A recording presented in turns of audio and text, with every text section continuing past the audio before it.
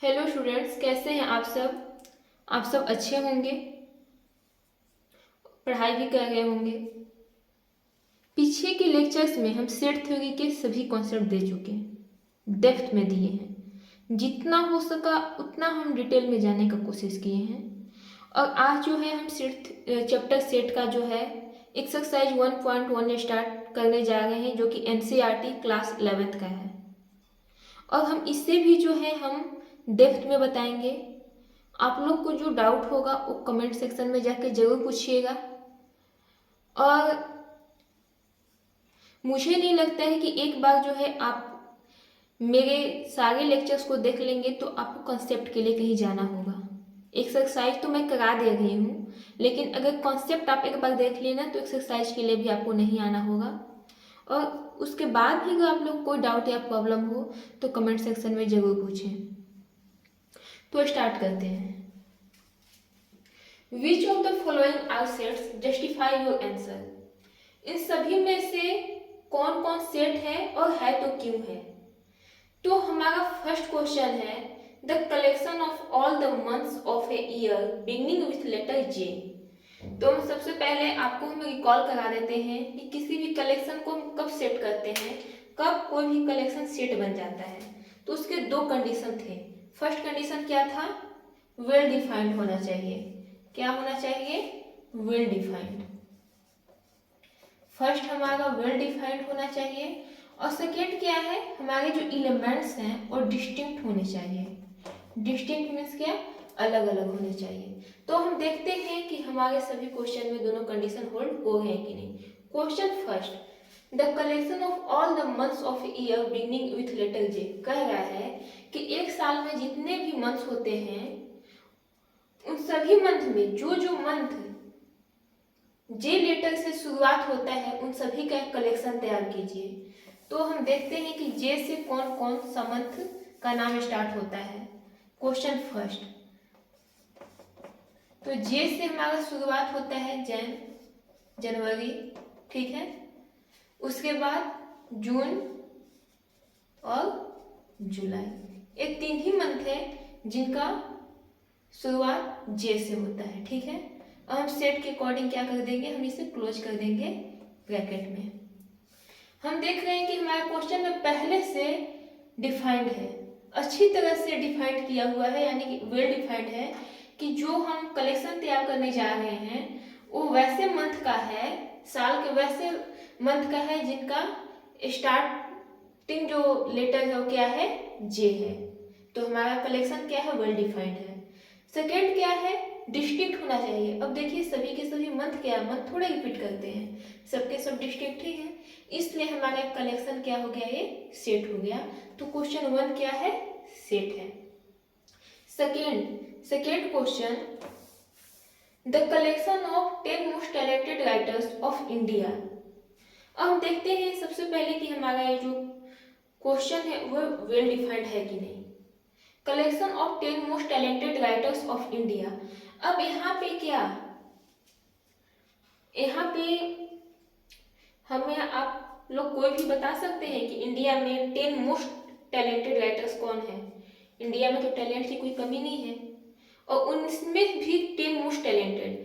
तो यहाँ पे पर्सन टू पर्सन वेरी करेगा कि किसके लिए कौन ज़्यादा टैलेंटेड है, क्योंकि जब यहाँ पे हम राइटर्स की बात कर देते हैं तो यहाँ पे जो है टैलेंट के साथ साथ इंटरेस्ट का भी बात आ जाता है। अगर मेरे लिए प्रेमचंद, महादेवी वर्मा, जयशंकर प्रसाद ना, अगर ये सब मेरे लिए अगर टैलेंटेड राइटर है तो मे बी आपके लिए कोई और हो। तो यहाँ पे क्या है, यहाँ पे एम्बिग्यूटी है ना। तो हम यहाँ पे लिखेंगे the collection is not well defined because there is ambiguity और कंफ्यूजन, यानी कि ये जो हमारा कलेक्शन है वो क्या है, वेल डिफाइंड नहीं है, इसलिए ये हमारा सेट नहीं होगा। यहाँ पर हम लिख सकते हैं given question, given collection is not well defined. Given collection is not well defined because there is ambiguity. Because there is ambiguity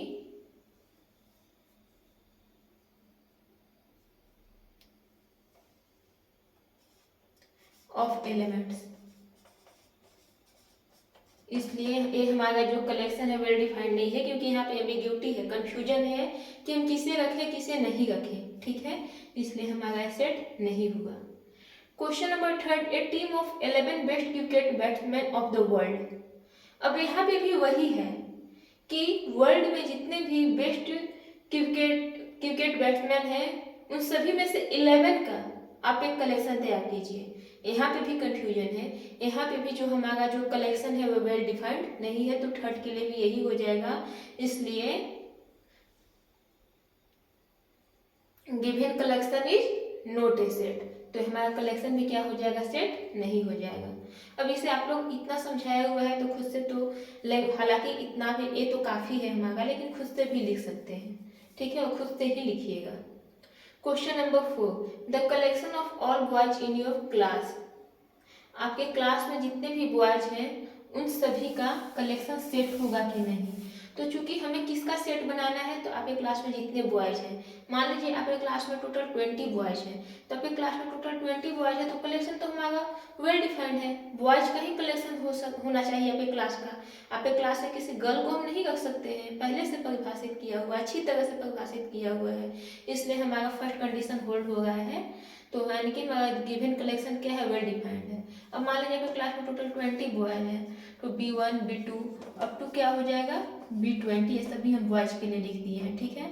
तो ये हमारा क्या है, given collection is well defined, given collection is a well defined collection, given question is a well defined collection of distinct object, और given collection is well defined, ऐसे आप ऐसे भी लिख सकते हैं,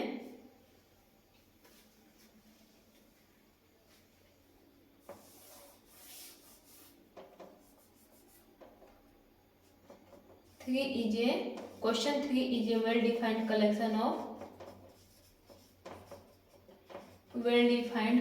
of distinct object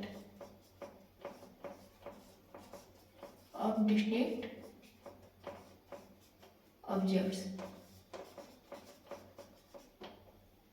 ओके। तो ये हमारा जो क्वेश्चन 4 है वो क्या हो जाएगा, वो सेट हो जाएगा। अब हम आ जाते हैं क्वेश्चन नंबर 5 पे, the collection of all natural numbers less than 100। तो आपका ये तो वेल डिफाइंड पहले ही से ही है, यानी कि हम जो कलेक्शन तैयार करने जा रहे हो किसका है, नेचुरल नंबर का कलेक्शन है, नेचुरल नंबर का कलेक्शन है, वो क्या है, हमारा नेचुरल नंबर का कलेक्शन है, और लेस देन 100 होने चाहिए। अब हम जानते हैं कि हमारा नेचुरल नंबर कहाँ से स्टार्ट होता है, 1 से, और कहाँ तक हमें लेना है, 100 से नीचे, यानी कि हमारे कलेक्शन में कितने एलिमेंट्स आ जाएंगे, 1 2 3 अप टू 99 ना। तो एक क्या है, हमारा कलेक्शन वेल डिफाइंड भी है, नेचुरल नंबर का कलेक्शन है, और सभी के सभी एलिमेंट क्या है, डिस्टिंक्ट है, इसलिए given collection is a set.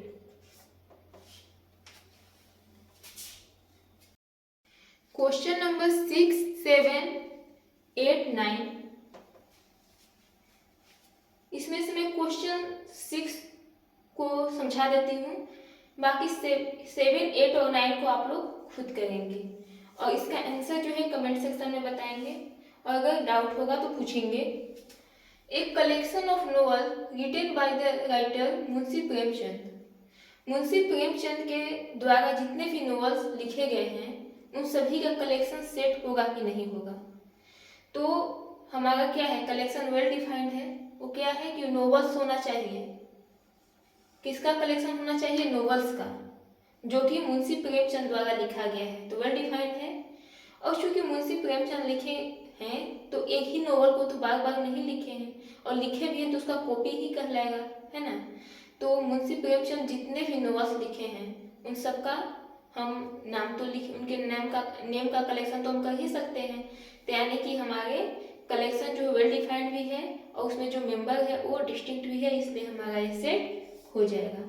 7, 8 और 9 ये आप लोग का होमवर्क है, इसे खुद कीजिएगा और कौन सेट हुआ कौन नहीं हुआ इसे कमेंट सेक्शन में जरूर बताइएगा और डाउट होने पे तो जरूर पूछिएगा।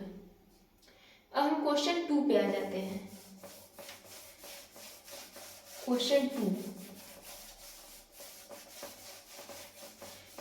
2 है, let A B a set. Let A B a set which has 6 elements 1 2 3 4 5 and 6. Insert the appropriate symbol belongs to or does not belong to in the blank spaces. कह रहा है कि ए हमारा क्या है, एक सेट है। ए हमारा एक सेट है, उसमें कितने एलिमेंट्स हैं, उसमें टोटल 6 एलिमेंट्स हैं।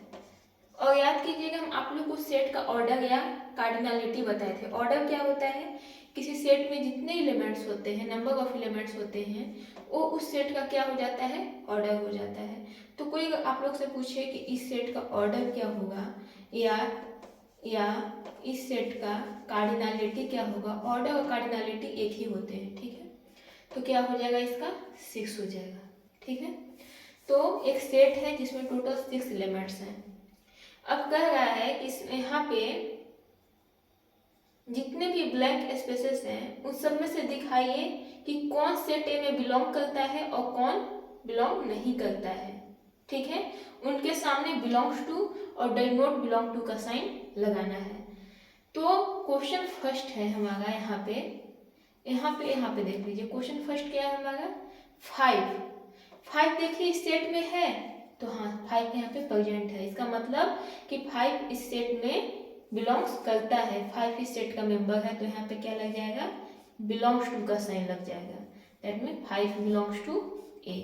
अब देखिए 8 इस सेट में कहीं पे मौजूद है क्या, नहीं है। इस सेट में 6 ही मेंबर है, 1 से लेकर 6 तक। 8 यहाँ कहीं पे भी मौजूद नहीं है, यानी कि 8 does not belongs to A. 8 does not belongs to A का मतलब कि 8 जो है सेट ए का मेंबर नहीं है। तो यहाँ पे साइन क्या लग जाएगा, यहाँ पे लग जाएगा डज नॉट बिलोंग्स टू। अब देखिए 0 इसमें कहीं मौजूद है क्या, 0 इसमें कहीं मौजूद नहीं है। 0 डज नॉट बिलोंग्स टू ए, तो यहाँ पे साइन क्या लग जाएगा, यहाँ पे लग जाएगा डज नॉट बिलोंग का। 4 इसमें कहीं मौजूद है, हाँ 4 प्रेजेंट है, तो यहाँ पे क्या हो जाएगा, 4 बिलोंग्स टू ए। 2 प्रेजेंट है, हाँ 2 प्रेजेंट है, तो यहाँ पे क्या लग जाएगा, 2 बिलोंग्स टू ए। 10 कहीं पे प्रेजेंट है, 10 इसमें कहीं प्रेजेंट नहीं है, यानी कि जो मेंबर उस सेट में प्रेजेंट होते हैं उसके लिए ही बिलोंग्स टू का साइन लगाते हैं, और अगर नहीं प्रेजेंट है तो डज नॉट बिलोंग्स टू का साइन लगाते हैं। तो 10 डज नॉट बिलोंग टू ए हो जाएगा।